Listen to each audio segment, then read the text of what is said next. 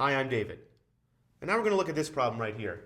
We're asked to find the sum from I equals 1 to 20 of I minus 1 squared. And we're told to use the properties of theorem 4.2. So I've jotted theorem 4.2 up here on the board. And it's these four different sums. We'll have to see which of these we should use for this problem.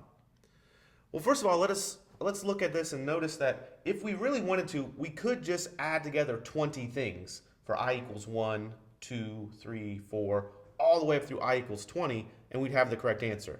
But that could be a little tedious. Also, we should notice that we can't directly use one of these properties right away. I need an I or an I squared or an I cubed, and I have the quantity I minus 1 squared. So I'm going to have to modify this somehow before I can use the properties of theorem 4.2. All right, I think it's always a good idea when you're unsure or when you're just starting off one of these summation problems to really just write out the first couple terms and see what it looks like. So here's what I mean. This equals some sum that looks like this. I equals 1, I equals 2, and then maybe I'll do a dot, dot, dot, and I. So I'm going to sum together 20 things, but I'll just do the first two and the last one.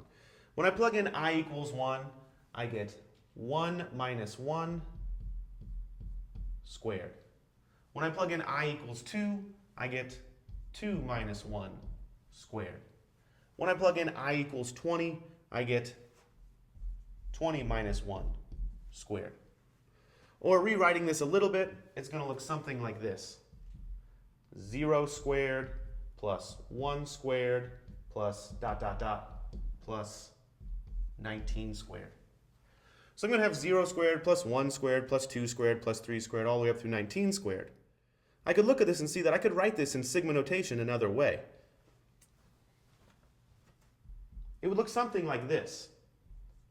The sum from I equals 1 to something. So I really don't need this 0 squared.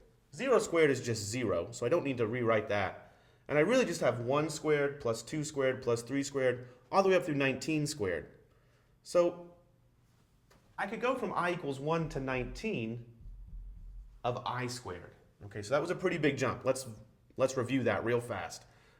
This was my original summation, which looked like this. 0 squared plus 1 squared plus 2 squared all the way up through 19 squared.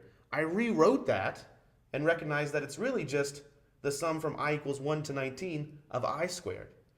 So rewriting that like this allows me to use one of my properties from theorem 4.2, namely this one. I have an I squared in there. Here I have an I squared. I know how to rewrite that. Plugging it in my formula, this is going to be something that looks like this. This is going to equal, let's see, n is equal to 19.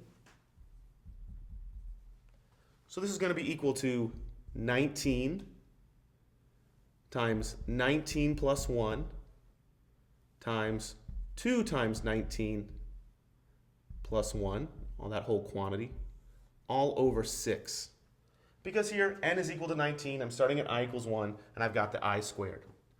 Okay, so all I have to do is plug this in and see what I get. Let me simplify this a little bit. This is 19 times 20 times, let's see, 2 times 9 is 38, plus 1 is 39, all over 6.